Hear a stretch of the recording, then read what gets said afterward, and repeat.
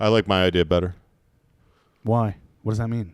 Wouldn't that be fun? So what if it lands in the zone? If you just try, if you were able to do a kickoff in a way that like you would kick it and wherever, and you would try to have someone just simply not catch it, and then the ball would be played from that spot. And where would it go? Like out of bounds? What do you mean? No, dead ball. They didn't catch it. Dead ball. So you're saying if you kick a ball off and then it in the lands landing without in the landing zone. So this takes away squib kicks. I don't know how that works. Yeah, I don't know either. And now my internet's again. I don't like change, so that's all I know. Yeah, no, I agree. I don't like this. I don't like anything about the kickoff. Yeah, it looks weird. It feels weird. Feels very XFL-ish. It makes me feel weird, and I don't like it. No, it gives you that feeling in your nethers. It gives me that feeling in my no touchy space that I don't want to even talk about. The weird thing is that you called it that until you were like 35. No, I still call it that. Even to your wife? Especially to my wife. That sounds like fun. Sounds like she has a blast. We have a good time.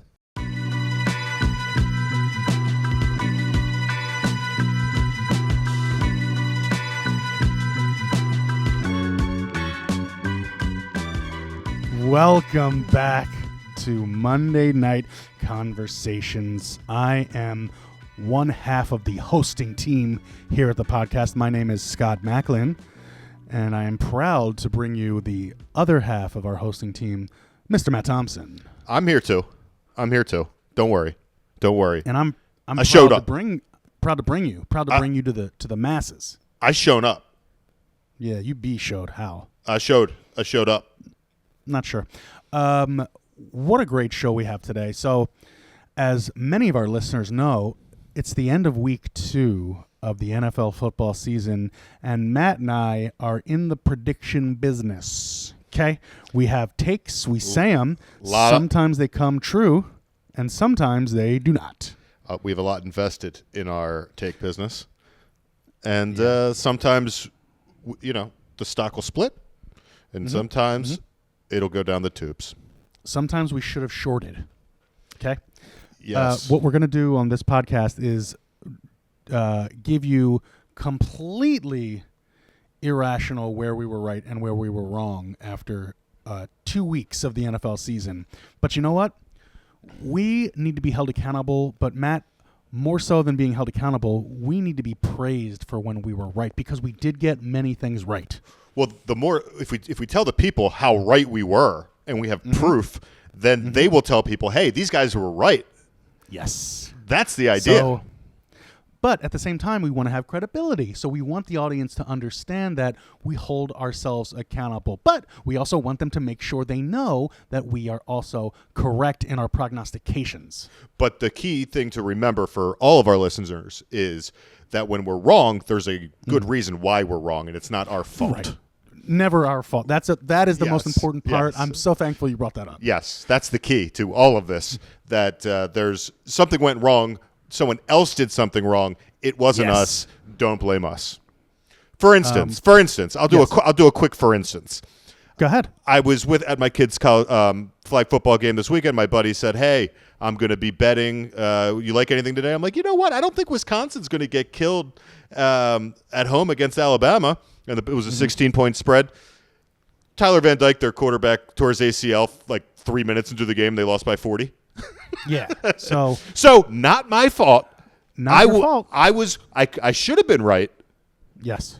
But most importantly, I wasn't totally wrong.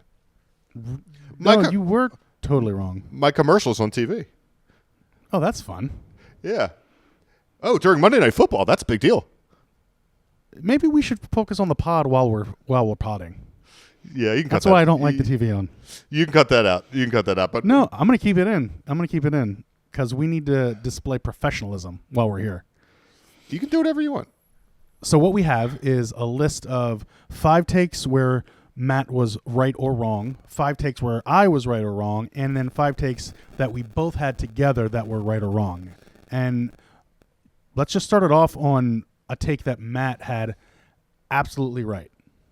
Now, granted, this is after 2 weeks, so who knows what's going to happen the rest of the year? Trick question. We do because we're prognosticators. There's another segment of overreaction, underreaction that a lot of this will fit into, but Yes. we will discuss, at length during this if we do feel like we might be over or underreacting as well. So the first one that Matt was right is that the Vikings will make the playoffs. They've been off certainly to a hot start, Matt. I not only said the Vikings would make the playoffs, I said they're going to win that division. You did. Now, I'm going to piggyback a little credit on that one because I had a hot take that Sam Darnold will make the Pro Bowl, which does not seem crazy. They've destroyed the Giants last week, and then they beat a 49ers team, which everyone after week 1 was saying is the best team in football, or one of. The Vikings are exactly what I thought they were, a completely well-run professional football team with a good coach, good offensive line, great defense, and they're doing exactly what they should. And in a division where the Lions haven't looked that great through 2 weeks, and the Bears look like the Bears, and the Packers are without Jordan Love, it's simply theirs for the taking. It really is. If Jordan, listen, Malik Willis won in week 2. I don't anticipate that lasting a long time. I think the shine is going to come off of that diamond pretty quickly. Like you said, the Lions look fine, but they don't look like the team they did at the end of last season. And if Darnold can maintain any type of even mediocrity at quarterback, they're in a position to take the division. And we have to give you praise for getting that one right. Thank you. I deserve praise. I'm gonna move on to one of yours. Yeah, you do it. Yeah, I'm gonna say that you thought it was a really good idea to not draft Justin Jefferson. Thank you for going there because that was set up to do so. Yeah, it was my call in our Do Not Draft podcast to not take Justin Jefferson in the first round.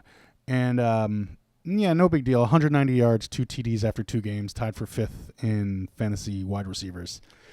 Don't look smart right there. His career is on the trajectory of top 5 receiver ever if he continues at this pace. Yeah. Because he was dynamic immediately. He's going to be like Derrick Henry, like Randy Moss before him, kind of quarterback proof. He's that good. So I think this is the last year he'll probably ever get picked out of a top 5 in a fantasy draft. To be honest with you, rightfully so. Yeah.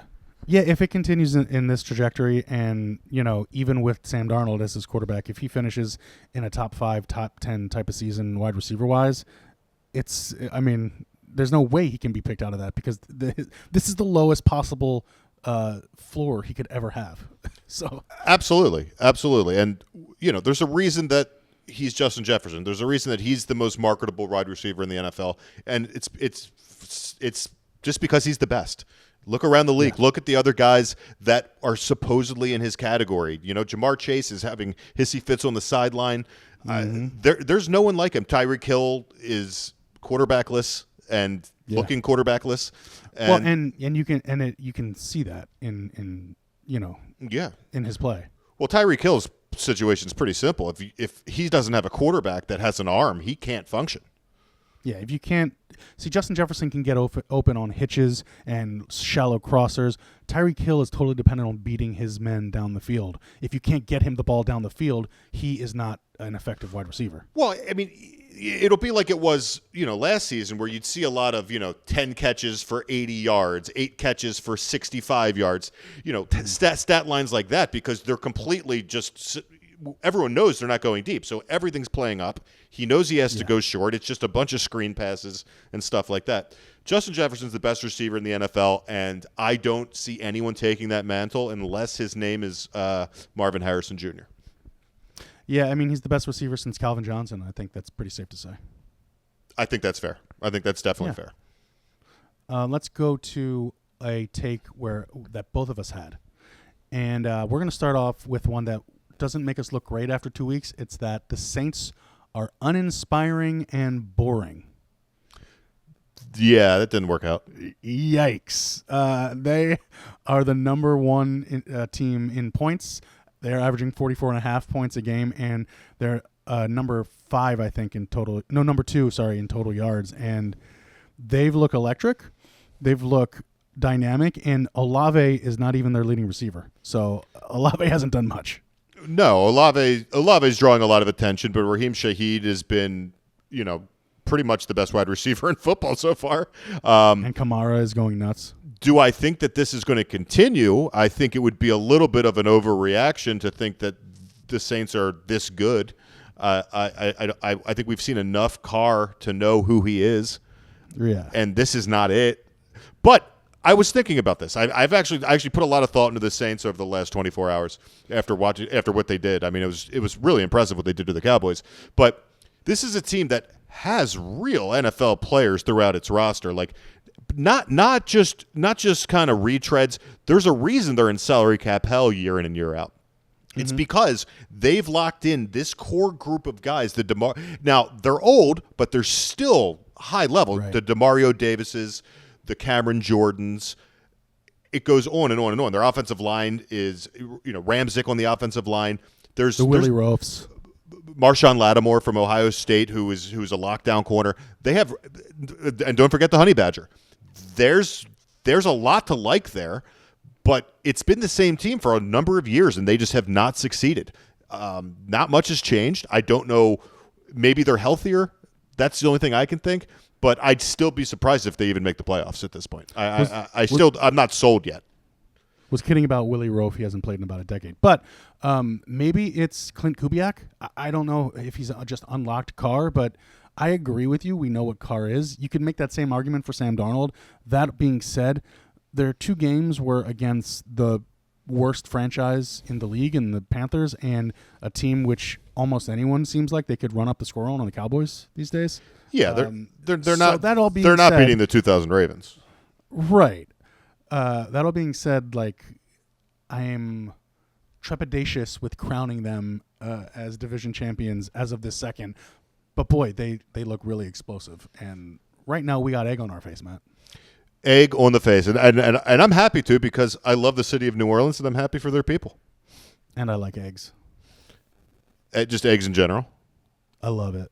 All eggs. I eat eggs a lot. Yeah, I like it. I guess. I mean, it's an interesting subtopic that we can probably broach one day. Well, I'm a big fan of a soft scramble for lunch with a protein. Delish. I mean, I like a runny egg on pretty much anything. I couldn't agree more with that either. Yeah. Okay. Let's move on to your second take. Second take is your law. So this is a take that actually I got wrong and you got right because we did not agree on Deebo Samuels before the season. And Deebo has been absolutely fantastic from the jump. You liked him. You drafted him. You kept him in one of your fantasy leagues. I thought that he was going to be behind Ayuk. I thought that he's aging. I thought that he's taken too many hits over the last 5 or 6 years. But I'm wrong. He's still Deebo. He's still awesome, and I would love him on my football team. Listen, I was right about it, so I'm going to bask in this glory for a moment. But at the same time, there's a lot of things that have factored into him being good. Obviously, the McCaffrey injury, Ayuk holding out the entire training camp and not getting any reps with Brock Purdy, not having no timing, having zero chemistry, building that again with Ayuk. He may not be in shape. He hasn't gotten the reps. You can't, as an explosive wide receiver, miss all of camp and come in and think you're going to be the same. Look at the same things happening to Jamar Chase. It's the same thing. Mm-hmm. You can't do that and then expect to walk in the door and be the top 5-ish type of receiver that they signed him to be. But really, I think this all just comes down to one simple thing, Christian McCaffrey. Without Christian McCaffrey, the last time Christian McCaffrey was not on the 49ers, Deebo Samuels was the best fantasy football weapon out there. He was running for 10 touchdowns. He was catching 15 touchdowns. He had like 1,500 receiving yards. It was nuts. Then they got McCaffrey and said, okay, Deebo, you don't need to do that anymore. Just be a receiver. Right. Now McCaffrey's gone. I think we're about to witness maybe not as frequent of rushing, but you're about to see 5 to 10 Deebo rushes again while McCaffrey's out because they need to win, and they need that offense to start humming because it did not look great this weekend. And they put him on the PUP, so he's out at least 3 more games. Yeah. I mean, just soft tissue injuries, you just don't know. Could be significantly more. But even that, it might even open up Deebo for more touches as the year goes on, because the 49ers cannot have their golden goose have 30 touches a game and expect to be there later in the playoffs where they want to be. You're probably only going to see a 10 to 15 touch Christian McCaffrey when he gets back for the immediate future. Completely agree. They're going to wait till the playoffs to give him that heavy workload because why would they risk it? They don't need to. I mean, assuming they're going to be winning games, so why put him at risk? Like I said before, it's a soft tissue injury, and really the only thing that heals those is rest, and you only know you're ready to go when you play and you feel ready to go.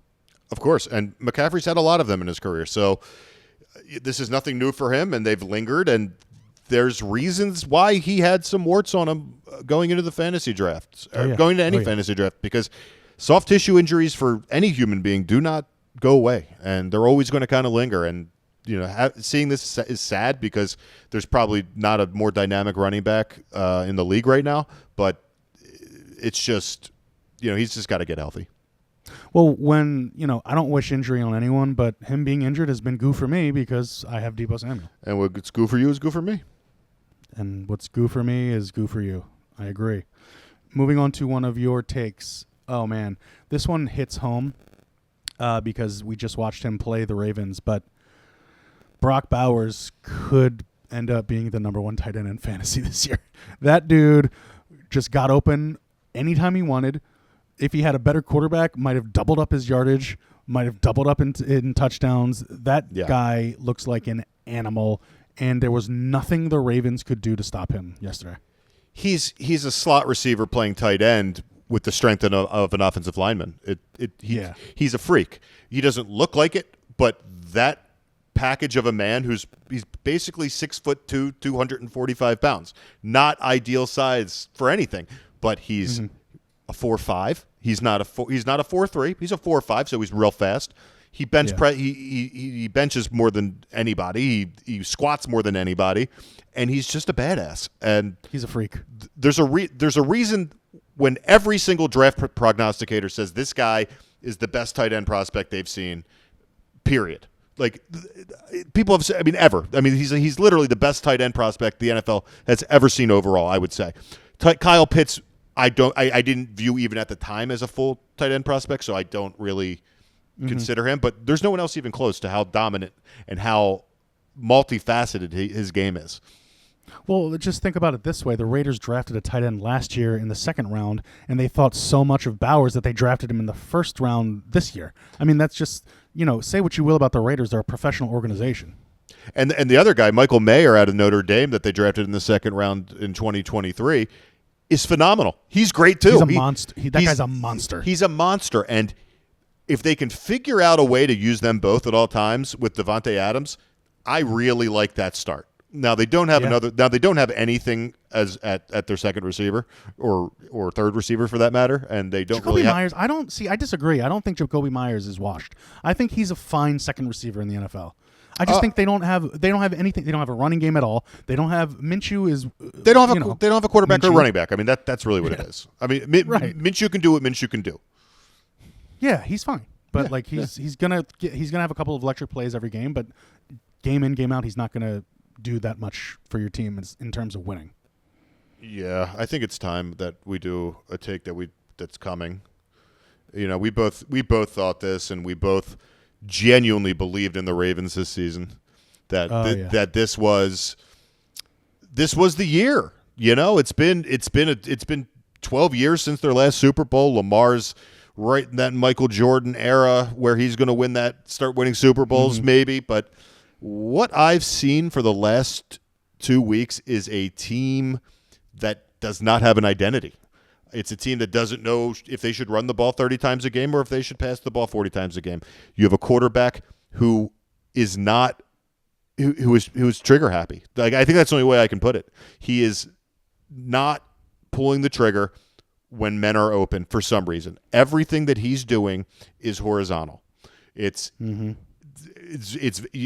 hit a crosser every now and then, but think about where he's been this year with his passes. They have been horizontal, and the Lamar Henry thing, I don't know, is it possible that somebody quick and someone big in that scenario doesn't match up well? I don't know, but I saw Lamar with Keaton Mitchell last year, and that was about as dynamic of a running display as I've seen from the Ravens, and it's not showing up with Henry and Lamar in that way. Now they did have a good day in terms of yardage, but it wasn't sexy yardage. Let's be real. I mean, there was like 35 yards on the last play of the game from Lamar. Let's be honest. I Yeah, mean, that on that Hail Mary run pitch, whatever the hell that was.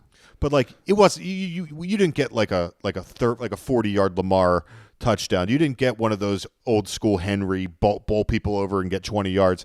Henry had a lot of 4 to 6 yard gains, and it was plodding. And he looks great. I'm not sure where we're at. The offensive line has held up for the most part. It's not really. I wouldn't really call this all a complete offensive line issue. I mean, I gotta step in there because the two, Max Crosby and Chris Jones, dominated the right side of the Ravens offensive line on every single pass play the last 2 weeks. The Ravens don't know what they're doing at tackle. They're playing Makari. They're playing Rosenfeld. It just doesn't seem to me that, you said it, Matt, they don't have an identity.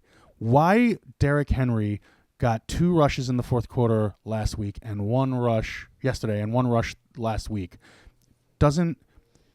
we had leads in both of those games, and the fact that we could not give him the ball to put it away or Monken refused to, I don't know where it is. And to be 100% clear, the prediction was that the Ravens were going to be a Super Bowl contender. They don't look like one. They don't look like a good team. We could have doubled up here and said that Derrick Henry was going to be a top 5 running back in fantasy. Now he still might. That looks more possible than the Ravens being a Super Bowl contender. Well, Henry's counting because stats are fine. His counting stats are fine. Right, but it's not contributing to winning football, obviously, because the Ravens are 0-2. No, and the defense has not really been great either. If we're being honest with you, the pass rush is the run stuffing's just not really what it usually is. The secondary, I mean, the secondary has been bad. The secondary has been bad. From coming in, it was supposed to be a top 2 or 3 unit secondary in the league, and it's been bad. I mean, Minshew carved us up in the fourth quarter yesterday. That's not supposed to happen. I still think the biggest issue the Ravens have is their lack of second linebacker. They just have nothing behind Smith, and every team knows it. And why did Bowers have a big day? Who was Bowers? Right. Who was Bowers lining up against almost every single time? They were hunting out Malik Harrison once again. That line. Say what you want about Patrick Queen. The Baltimore Ravens are 2-0 if Patrick Queen's a Baltimore Raven. Yeah, I mean, I didn't think he was the best. I was ready to let him go. I'll put it to you that way. But I agree that we miss him dearly now. If you would have told me that Malik Harrison was going to be who you're filling him in with, who's a run stuffer, who's just not agile. He just does not have the requisite agility to run down these NFL tight ends and slot receivers. Rashid Rice last week, I think I read he had 5 catches just on him. I'll tell you this. I was very hopeful coming out of week 1, even though it was a loss in Kansas City. The loss at home against the Raiders, who were predicted to be a bottom 5 or 6 team in the league, that is deflating. I hope I'm wrong, but the Ravens certainly do not look like a Super Bowl contender. No, they don't. But I just hope that no one blames the coach, because they do have one of the best coaches in NFL history, and I hope they never fire him. You're talking about Harbaugh? Yeah, I would never fire Harbaugh ever. Yeah, I mean, he had a pretty bad game too. 2 awful challenges. But I'm a fan of Harbaugh as well. He's the president of the team. You can bring the offensive coordinators in and out. If Monken's not working, get somebody more innovative. Harbaugh is the glue that made all of this happen. There is no second run with the Ravens without John Harbaugh. He's the one who had the foresight to make all of this happen. He's the one that can change with the wind. Anything that he needs to do to win a game, he will do. And there's not many coaches you can say that about. No, I agree with you, but he's the one who also brought in Monken, and Monken was supposed to be this offensive, I mean, I don't want to say offensive genius, but this guy who had a modern offensive scheme, but the play calling has been really lackluster, really disappointing. I mean, how can you say that he did a bad thing saying hey, you just won 2 national championships as an offensive coordinator. Can you just come over here and do it for us? I'm not arguing with that, but Like it's not like he wasn't. It's not like he wasn't qualified. But the buck stops with John Harbaugh. At the end of the day, John Harbaugh hired a 2-time national championship coach. He takes his team to the AFC Championship game. So there's only 2 teams that are better than him, and he starts off 0-2. Sorry, it's okay. Maybe this team goes 8-9 this year. Maybe they go 10-7. I don't know. But in no way do you need to fire someone who is a proven coach, who will always be a proven coach, who will be there's just not any of them out there. I don't think he's going to get fired unless it's a disastrous season, like a 6-11 type of season. Yeah, Monken would be fired. I mean, Monken would be the scapegoat for sure. Yeah. Now if Harbaugh has back-to-back losing seasons with Lamar Jackson, he's by rule of law he has to be fired though. You're gonna have to. Yeah, it'll be a sad day. It'll be a sad day, but like you just have to freshen it up somehow. Let's move to one of your takes, and you're gonna eat it on this one, Matt, because you predicted to do not draft Saquon Barkley in your fantasy leagues. And granted, it's been one game. The Monday night game is going on right now. I don't have it on. You have it on, so I can't see if Barkley's done anything. But he had a monster first game. He did, but I didn't. We're talking 3 tutties, over 100 yards, and he looked like a frick. I didn't say don't draft Saquon because he's bad at football. I didn't say. I said he is elite, but I still wouldn't draft him if the draft happened today because I think that in any moment he can get injured. And he's got anyone can be injured. Yeah, but he gets injured every single season. He's Fred Taylor. He's modern day Fred Taylor. That's who Saquon is. You look at the stats. Hall of Fame running back?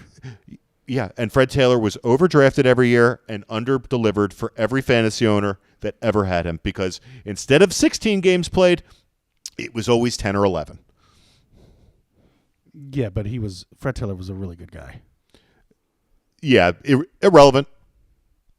Still, Saquon had a monster game, and you got to eat a little crow right now, Matt. You just got to eat the crow, bud. Too soon to eat crow on that one. I'm going to say shenanigans, and it's not too soon to eat crow. I'm serving you a full serving of crow. Here's crow. I can't believe you said shenanigans. Yeah, I called shenanigans. I don't even know what to say. Well, we're gonna have to stop the pod. You need to compose yourself. I just thought better of you. I guess I don't know. I guess we'll move on to I guess we can move on to the next topic. That's your mistake. You made assumptions that I was better since you tried to make me look bad, I'll make myself look good, and I'll tell you how I brought you James Cook. I said James Cook is going to be a stud this season, and I was right. God damn it, I was right. I was right. And I'm going to bask in the glory of my correctness. Right, I like James Cook too, but it was your take, and I gave you credit on that one. I know. I'm just bringing it up. Cook has gone nuts. He's had 30 rushes over 2 games, 149 yards, 2 TDs, and a receiving TV. He's clearly the Bills' workhorse after 2 games. Allen did nothing after the first quarter on Thursday against Miami because he didn't need to, and he's Superman. What we as football fans and fantasy owners have to take into account year in and year out is when you have a good team that lacks high-end players, somebody's got to step up because the Bills were going to be good. They have Josh Allen. They needed James Cook to be good, and he's performing because he's filthy and he's fast. And I knew that James Cook was in a better position than Jahmyr Gibbs before the season. I liked him better than Jahmyr Gibbs, and you could have gotten James Cook an entire round later in fantasy drafts. One of my big predictors of breakout seasons of players is players who are sort of under the radar the year before, and it's an early, like their first or second season, but they have a really good like last quarter of games or last couple of games, and they come on at the end of the season. I love trying to carry that over to the next season. I remember I did that. Like that used to be my strategy with tight ends, and I drafted Kittle and I drafted Darren Waller that way, and it was just it works out well. And James Cook fits that category to a T, where he had a really good last couple of games, and he carried that over. He earned their trust last year of the coaching staff in Buffalo, and now they're feeding him early this year. And everything that you predicted looks like it's coming to fruition. And he also has pedigree. I mean, his brother's Dalvin Cook, who is, was a world-class running back for many years, still in and out of the league, trying to hang on. And he's got a natty at Georgia, and he was filthy at Georgia. So this was not. I mean, the only thing that's a surprise to me is he's really small for a running back, and it is a concern as the year goes on. And I think it'll always keep him out of that first round discussion because if he's 180 pounds, I'd be surprised. I mean, that's how skinny he is. But at the end of the day, he's a really, really good player, and he flies. And Josh Allen is going to need him every single game, and he's going to get you're probably looking at 20 touches a game from the guy. I'm going to move on to one of my takes, and you just gave yourself some credit. I'm going to give myself some credit because not only is this podcast about holding us accountable, not only is it about giving us credit, but it's about receiving new information and forming your opinions based on that information. And I received information in the middle of our Do Not Draft Sleeper podcast about the quarterback in Oakland. And I thought it was Aiden, what's his name? Aiden Hutchinson? Or am I thinking of a different quarterback? Aiden O'Connell. I thought it was Aiden O'Connell, and it ended up being Gardner Minshew. And I know Minshew loves to fling a ball around. So I was going to say don't draft. I was going to say don't draft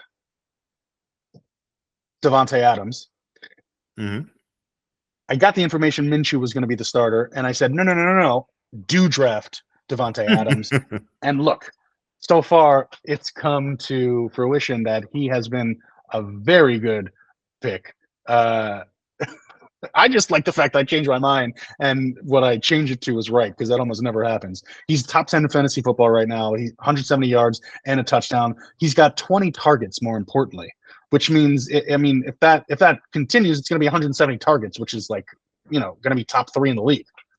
I think the scary thing about him before the season was really just the situation. Of course, you had a complete unknown, and yes, Minshew will throw the ball around, but he's also been really bad at times, and he's also not looked at his number one receivers at times and just dumped balls off and crossing routes and dinked and dunked, which is pretty much what he did yesterday. I mean, Davante Adams' catches were not exactly mind blowing. There were, there's some blown coverages, some sideline catches. He plays well. He's a wonderful football player, but that team it's just an unknown still. So if you have him, ride him. He's never going to have really positive trade value because of his age.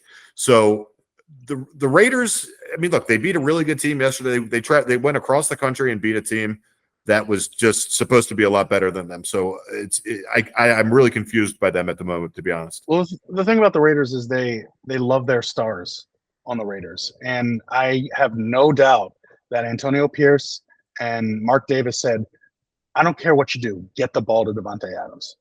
And I'm sure. Oh, absolutely. And so far that is paying off. More importantly, I made an informed decision to say draft him when I received more new information, and that's really what we're celebrating right now, Matt. No, I'm proud of you. And I have Davante Adams nowhere. I would have advised everyone against him, and I was wrong. You were right. You did good things. Thank you, although I didn't draft him, so poo-poo on me. So you put this next one under something that you said about, and I'm pretty sure it's a mutual opinion that the New York Jets are going to be Jetsy. Okay, yeah. I have not liked anything that I've seen from the New York Jets this season. That's fair. That's a fair point. It was more of a mutual opinion. I specifically have a disdain for the Jets and have for many, many years due to personal reasons. But I was hard and fast that no matter what it looks like, because it looked like on paper the Jets were going to have a 13-4 season. They have a weak schedule. They have Aaron Rodgers back. They have a top-tier running back, a top-tier receiver. But you know what's happening? The Jets are being Jetsy, and I don't even care that they're 1-1. They They did went to not San look good. Francisco. They went to San Francisco and got demolished.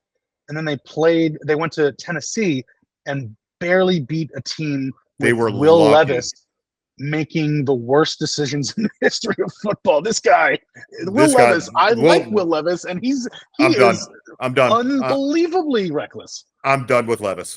He cannot function in the NFL. There's just no way. The fact that you have DeAndre Hopkins and Calvin Ridley as your wide receivers, and you are that out of control, and you just can't take a 3-step or 5-step drop and hit a guy. He drives me absolutely crazy watching him.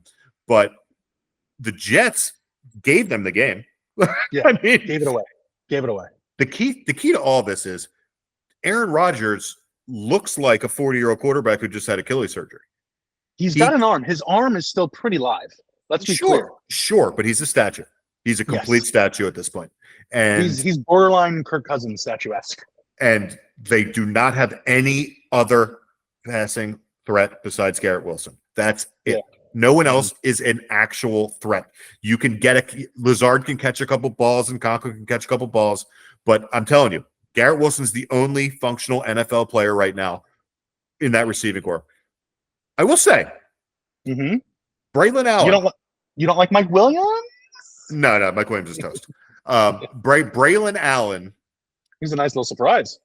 Well, it's not really a surprise because he had a bad year last year at Wisconsin, but his freshman year at Wisconsin, he was probably one of like the 5 or 6 best freshman running backs I've ever seen. He's 6 foot tall, 245 pounds, and he's fast and he's quick and he can catch. And I think he had an ankle issue last year that just kind of slowed him down. But boy, watching him with that ball in his hands, him and Breece Hall, that combo, it's a dynamic running back duo. If you might see that become more of their identity, because I really think it's their only way to do it. I think 12 personnel, both of those guys on and off the field, Garrett Wilson, I think it's really probably the only true option. The receivers just aren't cutting it anywhere else. The offensive line can't hold up for Rodgers to let these slower receivers get open, which I think from watching it was the biggest problem. Like it's just Lazard cannot get open in time for Rodgers. Yeah. I listen. Good for the Jets for giving their fans hope, right? But if you expect the Jets to not be Jetsy, what are they going to do? The Jets are going to be Jetsy, and it was sort of both of our take, but I felt it deep down in my soul, Matt, and so that's why I'm going to credit myself for it. You usually try to credit yourself, and that's fine, but you need more, affirmation than I. So God bless. Now we're talking turkey. Okay, we're getting down to brass tacks. Brass tacks. I want to move to a take that was certainly both of ours, and that is that you should not draft Travis Kelce in your fantasy football leagues. He was still going in the 3rd round per his ADP, and I didn't understand it. You didn't understand it. It didn't make any sense, and that is coming to fruition. Yeah, he's just a shell of himself. He looks like a 35-year-old tight end who's taken about 1,000 hits in his life, and he's just kind of hanging on. I mean, can he have a big game coming up this year, maybe in the playoffs? Sure, of course he can. Yeah, but I think so. he's not. He doesn't even seem to be getting the most snaps of Kansas City tight ends. Noah Gray seems to be on the field more than him. I can't be exact with snap counts, but he has more catches than Kelce, and I just don't know if Mahomes and him have an understanding or if Kelce's just resigned to the fact that he's not really going to try that hard until the playoffs. Yeah, I mean, he has 2 catches for 39 yards, which is, I don't know, technically speaking, not good after 2 games. So it has to be that he's saving himself. It's either he's saving himself for the playoffs or he's washed. There's no other way to look at it. I agree with you. Yeah. Let's go to your last take, I believe. And it was a good one, Matt. It was a darn good one. And that was to not draft Brandon Ayuk. You called it before the season. I was certainly higher on him than you were, but you pointed out He had no time to get into shape. He had no time to build continuity with Brock Purdy. And explosive athletes do not just walk on the field after missing training camp and be good. Maybe it'll work for a lineman, but certainly not for a receiver. Well, I still wouldn't give up on him yet because talent is talent, and that dude can play. He actually came back sooner than I thought when I made that prediction. I thought he was going to miss a few regular season games. So the fact that he's actually came back and he hasn't been good through 2 games isn't all that surprising because with no training camp, no offseason program, he's coming in really fresh. And we talked about it earlier with Jamar Chase. It's a similar situation. I think in time, Purdy is proving himself to be a good quarterback, and he's going to want to get the ball to Ayuk, and more importantly, they just gave him a lot of money. He's going to get the ball. Yeah. So they have to feed him. That's the point. They have to feed him. They have to keep him. So I might have been right, but I don't know if I'm going to end up being right. To be honest with you, I think that there's definitely upside there, and there's really a lot to look forward to with Brandon Ayuk. Well, you look like a soothsayer, in my opinion, but with McCaffrey out, they're going to move to the dink and dunk West Coast style offense, passing the ball down the field. And, we talked about how Debo is going to benefit from that. I certainly think Ayuk is going to benefit from that as well. This is correct. It's going to be the Niners are a good team. They're going to continue to be a good team. Yeah, let's move to another one that we both predicted. And that is that, and you know what? It's not a good one. We both have egg on our face. If it's soft scramble, I'm eating it. And that's do not draft Joe Mixon because they are feeding that guy, and he looks real good so far. I mean, he does. We're talking 39 carries, 184 yards, and a tutty. The dude, he looks as explosive as he's looked at in his whole career. I do not believe the 5-man boxes are to continue. Put it that way.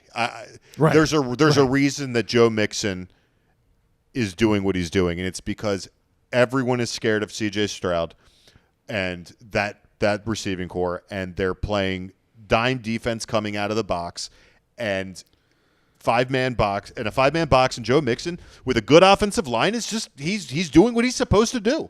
I don't think it's sustainable though. He's not going to ride. They're not going to ride him for 16 more games and have him hold up after all the wear and tear that he's had in his career. I don't see it being possible. Well, again, we were wrong, but there's a reason. Right? It's because the defensive are playing super soft and having these 5-6 boxes, and his O-line is good, so they're creating holes, and he's running through them. He's doing his job, but I'm going to tell you right now, there's probably 20 running backs in the NFL that could run through those holes too. Because he's not exactly – there's nothing really special about what he's doing. He's getting yards and he's hitting the proper holes, but he's not making plays out of nowhere. He's not Barry Sanders back there right now. Let's be real. One thing I was completely incorrect about was – and Scott was too, actually. No, it was me. It was me. This is under my category, Matt. I want to get the credit for being wrong here. Right, okay? right. Well, I'm trying to help you out because we were both wrong. That Ramondre Stevenson was not to be drafted, and the guy looks great. The team looks solid. I don't know what the hell's going on in New England. It makes no sense to me, but they're functioning. I don't understand. I thought they were going to be the worst offensive line in football, and Ramondre has 46 carries, 201 yards, and 2 TDs. 46. That's over 20 carries a game, dude. That doesn't happen in today's NFL. I think it's going to continue to happen, which is even worse because right. he's a large, sturdy back on a team that has a quarterback that I got to give Jacoby Brissett some credit though. Yeah, that guy can manage a team. He does a great job not making mistakes. He just does not. He's like a coach on the field. He doesn't make mistakes. Everyone respects him, and look if everyone plays good football, you can win games. I mean, it just shows you don't have to have all the talent. Yeah, and Gerard Mayo looks like a capable coach. I mean, if he wasn't a capable coach, I think it would show up like with this team right away. At the very least, he's inspiring the hell out of them. Yeah, exactly. I mean, that team is on fire, like with energy. And no, they can't score 30 points in a game. They just don't have the talent. But the guys are running around making it's almost as if they're using Bill Belichick's formula of doing your job and not making mistakes and just doing it in a more player-friendly way, possibly. I mean, I think it seems like addition by subtraction, if we're being honest with you. I think you're talking about the subtraction is Belichick. Yeah, I think it's a breath of fresh air for those players. I do. Think about the anxiety and that you have to have with your job being with that guy as your boss, knowing that he does not care about you in any way. He and nor should he. But in sports and in business and anything else, personal relationships do come in, but not with Belichick. Belichick would cut you in 2 seconds. Then here comes Mayo, an ex-player, a guy that people respect, and that team is running around like they are meant to play football. Yeah, 100%. And it's really cool. Furthermore, they're just not as shitty as we thought. I mean, that's the bottom line. No, I guess not. And poor Drake May is going to have to sit there for probably the entire season. Well, that's the question. When are they going to put him in, right? Wouldn't they put – why this team isn't winning a Super Bowl, so if they're a functional team, why wouldn't they put him in the middle of the season? I think they'd be happy to have him redshirt the whole year. That remains to be seen. Last take, Matt, and we're going to get through this bit, the last take that both of us had, and we so far have come out a resounding affirmative on this take, and that is that David Tepper is the worst owner in football. Yeah, I mean, it's not even close. 0-2 Carolina Panthers, 2 blowouts.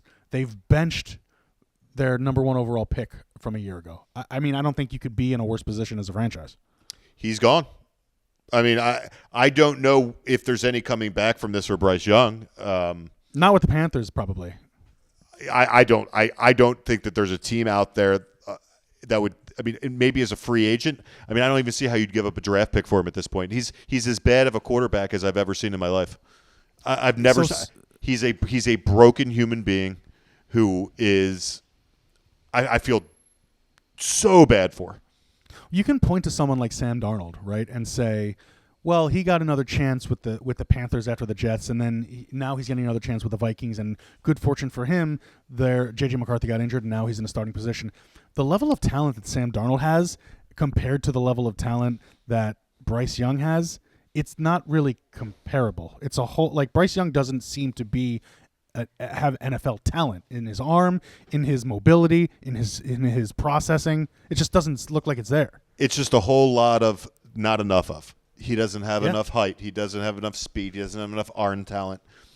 It's something that in college, when you're at Alabama and you do have, above average skills traits, you're going to be great. And he was, but he also had 5 NFL offensive linemen and 5 NFL receivers and NFL running backs. And it's a lot different when you go to Carolina and you're a below average team and he's not an elevator. He's somebody that in a perfect situation did well. And, if you put him on San Francisco, maybe he could have a career, but it's not going to be in Carolina. And Carolina is going to be – but the problem for Carolina is this draft does not have any sure things at quarterback. And well, as you said in your 6-pack in your MNC side convo that we released yesterday. And also, don't be surprised if you see if they have the first pick again. Do not be surprised if a potential first-round pick just says, I'm not going there. That'd be crazy, actually. It's becoming that bad, and the fact that they were, 1-16 last year? I think they were 2-2. Did they win 2? Okay, and let's say they go 2-15 again this year. They're going to have to do a complete reboot next year, and they're going to have to either pay or release all of their draft picks from the last few years. It's a disaster. There's no.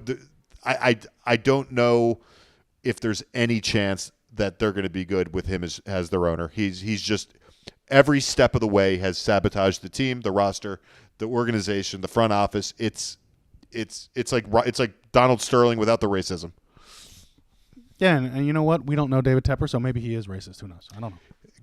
Could be. Wow, we got through that. We got through that bit, Matt. You had something you said you wanted to say. Do you want to go in on that? No, it was just I watched the the N1 documentary the other day. Oh, it's good. I saw that. It's awesome. Yeah, it's awesome. And I was thinking, I'm like, if you had to rank the top 3 entities that were about in terms of being influential in the basketball world, I think it would really be Michael Jordan, Harlem Globetrotters, and N1, and No. Steph Curry being probably 4. You think N1 was more influential than Steph Curry, than Nike, than Adidas? Yes. How? Like, The N1 mixtape and the whole movement, it changed basketball. I mean, I agree with you there. Every kid on the playground started playing like them, not like the NBA guys. And if you watch the NBA today, it's all N1 mixtape stuff. Well, it's a lot flashier than it was before. I don't know. I cannot put N1 as a top 3 influence in basketball all time. I can't get there. I think it influenced everything from the late 90s to today. There is no one single bigger influence than that N1 mixtape series. I think it influenced all the players. It was the only listen, it was the only thing that like legitimately challenged the NBA for basketball viewership. I agree with you there. Well, it's not even about the viewership. It's about the youth of the time, the people that are, anywhere from 35 to 55 right now, grew up watching N1 mixtape, period. And when we went on the blacktop, we went on to the park, and we went in the backyard, we were doing crossovers. Like we weren't doing crossovers before N1. Maybe Tim Hardaway had the killer crossover on Miami in the early 90s. Yeah. But it wasn't N1. It wasn't Hot Sauce or Skip to My Lou doing a crossover. It was just different. It made basketball entertainment. Basketball was not entertainment before N1. What I wondered, and the to my recollection, the documentary didn't do a good job of explaining it, is why, like, how did they just lose the company? The company just went under, and I don't remember them explaining that in the documentary very well. I think it was more or less they weren't Nike, Adidas. They didn't have the infrastructure. They were paying all of these guys. Their shoes just weren't selling like that because they weren't right. But they had a TV show consistently on ESPN every single day. They did. It was a reality show. Reality shows don't cost money. Right, but when you're an apparel company, you're trying to compete against Nike, so you're investing. You're investing in 1,000 different things to make your company bigger. And I think they tried to overexpand. And I don't think they were selling enough merchandise, end of story, because they couldn't get the deals with the NBA players. And I think that's really – I think them being unable to really have the money – like they couldn't give LeBron James $100 million. Didn't Marbury have an N1 shoe? He did, but that was when Marbury was in China. And it was a really cool thing. It was I had a pair because I thought it was they were $10 sneakers. Starberries. They were called the Starberries. Yeah, those were pretty dope. They were not ugly. They were not super comfortable. No, it calls an ankle roller too. And I played basketball in them a few times, and it was not a treat. No. Not a treat for my feet. But that was all I wanted to talk about. I think N1 is a huge deal, and I think they're underappreciated in our world. That's all. I appreciate you, Matt. Well, listen, thank you. This was fun.